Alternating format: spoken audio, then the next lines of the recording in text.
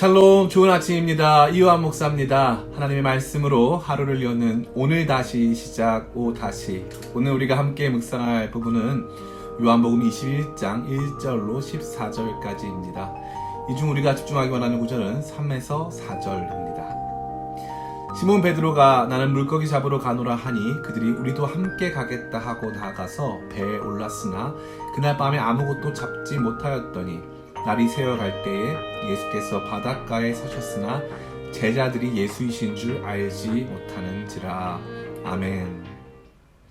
예수님의 부활을 경험했음에도 불구하고 베드로는 예수님을 따르던 삶 이전의 모습으로 돌아섰습니다. 왜일까요? 그것은 바로 자기 자신에 대한 실망 때문이었을 것입니다.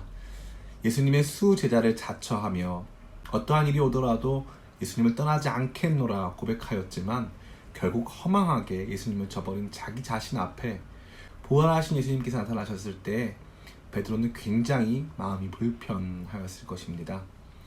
예수님을 따르며 한껏 고양되었던 자신감과 사명감은 땅바닥에 내려앉고 이제는 감히 주님을 배울 수 없는 존재라 스스로 여기며 제자 베드로에서 어부 베드로로 복귀한 것이죠.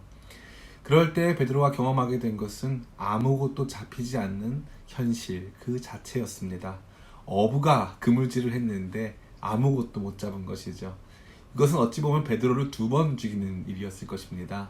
제자로도 실패했는데 이젠 하다못해 어부로도 실패한 것입니다.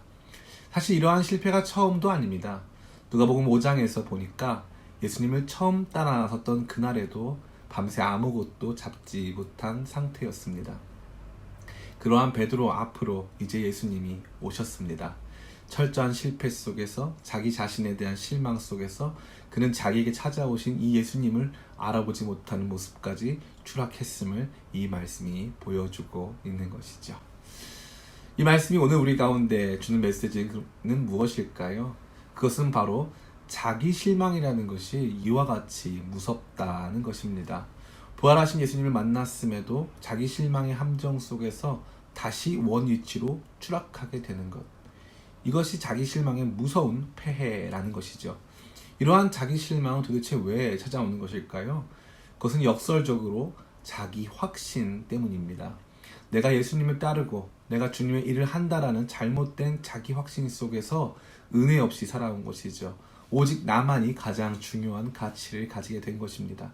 그러한 잘못된 자기 확신이 결국 현실과 상황이라는 높은 벽 앞에 무너질 때 그것은 엄청난 자기 실망과 영적 슬럼프 속으로 우리를 몰아가게 되는 것입니다.